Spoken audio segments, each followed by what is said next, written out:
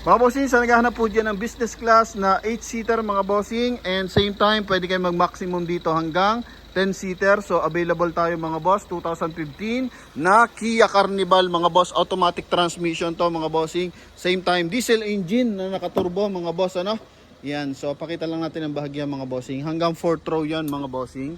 Isa, dalawa, tatlo, apat mga bossing, no? Same time, naka sunroof, naka moonroof pa to mga boss. Yan, so sa mga nagkaka-interest mga bossing, kulay white tong ating unit na to.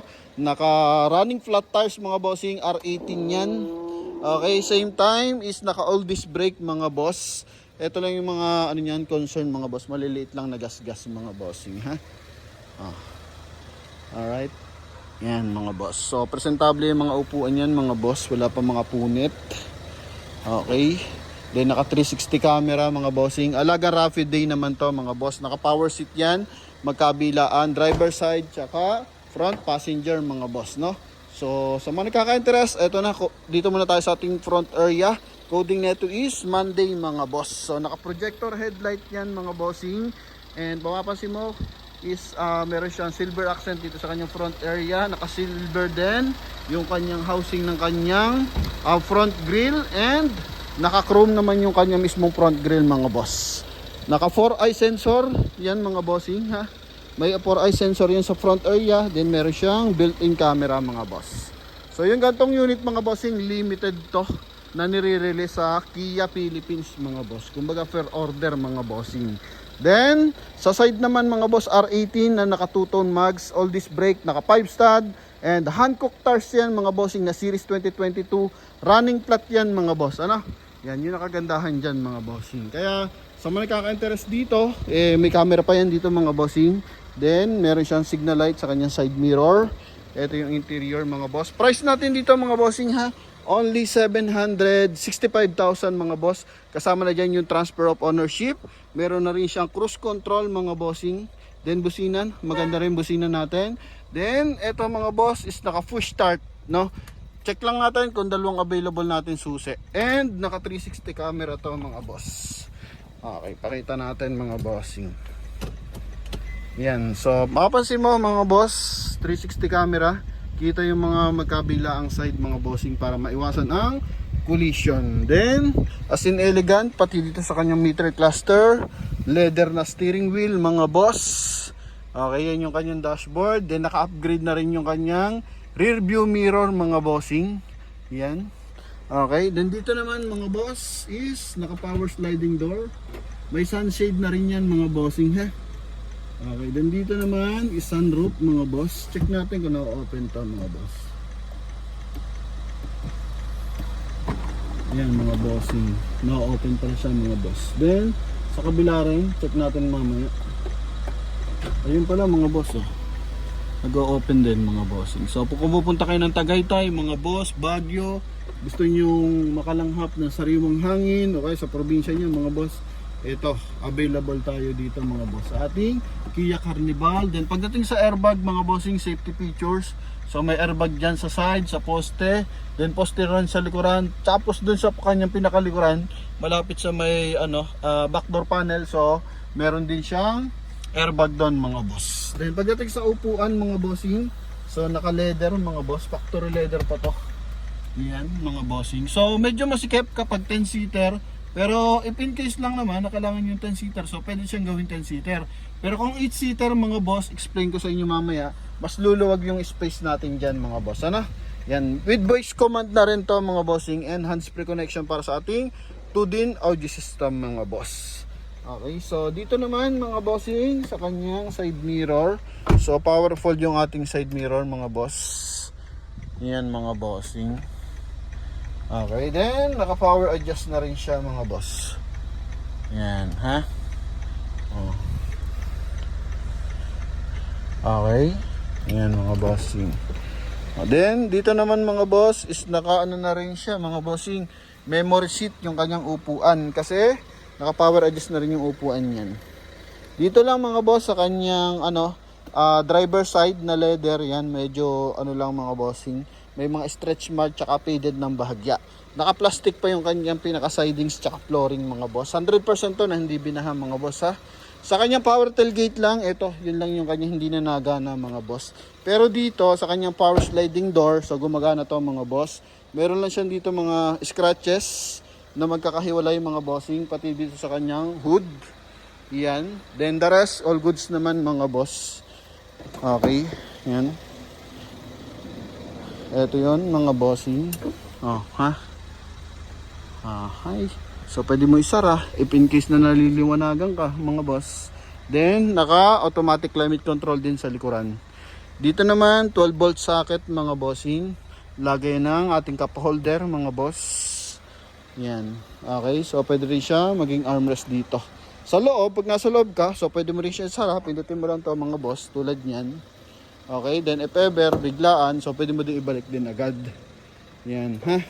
Then sa likod, yun nga, apat ang sensor din, built-in yan mga boss.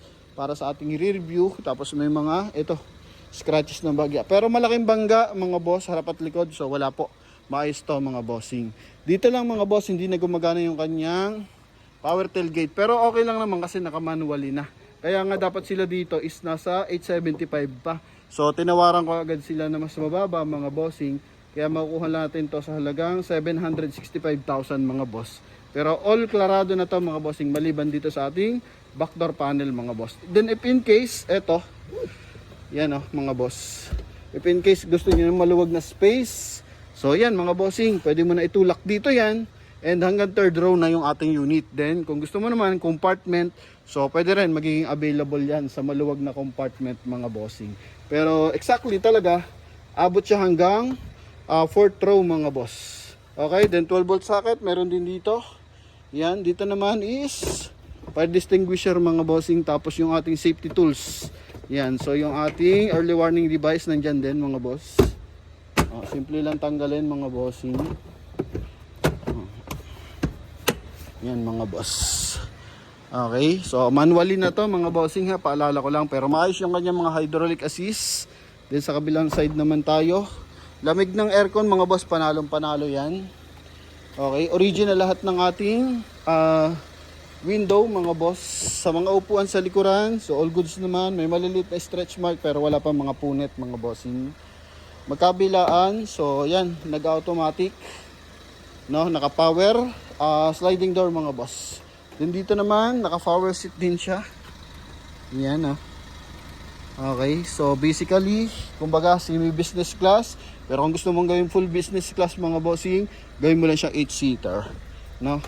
Yan. Then dito is cup holder din, 12 volt socket, armrest dito mga bossing. Lalim ng armrest, oh. Mga boss, yung kanyang storage. Detachable pa ata to. Yun nga, detachable mga boss. 12 volt socket din mga bossing. Then meron din siyang USB port. Okay, dito naman, storage na maliit. Then dito yung kanyang glove box mga bossing, no? So, since birth, yung kanyang service record is sa Rapid Day. So, check naman natin yung kanyang engine bay mga boss. Lamig ng aircon yan mga bossing. Matagal talaga natin pinaandar. Walang kalampag, maayos ang transmission, makina mga boss. All goods mga bossing. So, check tayo sa ating engine bay. Ito yung ating engine bay mga boss. Dito naman is para lang to sa ating brightness ng ilaw dito mga boss, no? So yun, nabanggit ko na mata kanina yung cruise control. So meron tayong cruise control mga bossing, no? Yan, so sa naghahanap po ng unit dyan, 8 to 10 seater yung maximum. So ito, automatic transmission na Kia Carnival limited edition mga boss. Nakaturbo ang makina. Walang mga tagas yan mga bossing ha. Then Motolite gold ata to. Ang Motolite ang gamit natin, no? Na baterya mga bossing. So walang bangga, 100% na hindi binaha. Walang mga leak ang makina mga bossing. So sa mga nagkaka-interest, pwede nyo i-check yung ating unit. Pwede kayong tumawag sa ating contact number na sa screen. Connected po yan ng Viber and WhatsApp mga bossing, no? Yan. So front area, side mga boss. Okay. Ikutan natin mga boss. Pati likod niyan, ha? Nakalagay naman, Carnival Turbo mga boss.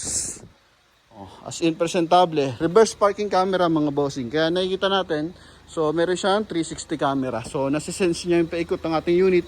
Dagdag pala natin dito mga boss.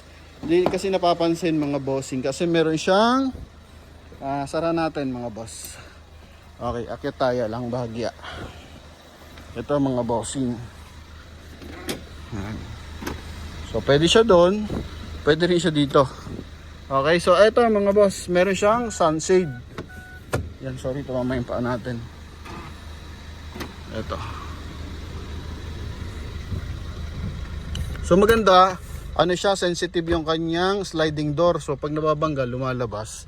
So hindi siya makakaipit ng taong mga bossing. So may sunshade dito. Then dito rin sa ating pilot window, meron din siyang sunshade. Angat mo lang siya ng bahagya mga boss, no?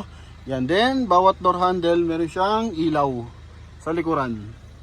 Okay, yun mga boss. Sa mga nagkaka-interest dito, eto, goods na goods pa to mga boss. Airbag, and same time airbag dun.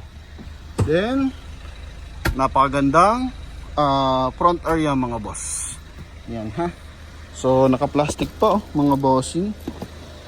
I think galing ang ating unit sa Corinthian Village dito sa Quezon City mga boss. So maraming unit na ganito mga bossing, tsaka mga Alphard, tapos LC. Yan. So kumbaga option unit lang to mga boss. Kaya 2015 model is 71,000 lang ang mileage. So yun lang mga boss, hoping magustuhan nyo to. And tawag lang kayo kung nagkaka-interest kayo dito mga boss. Thank you and bye bye.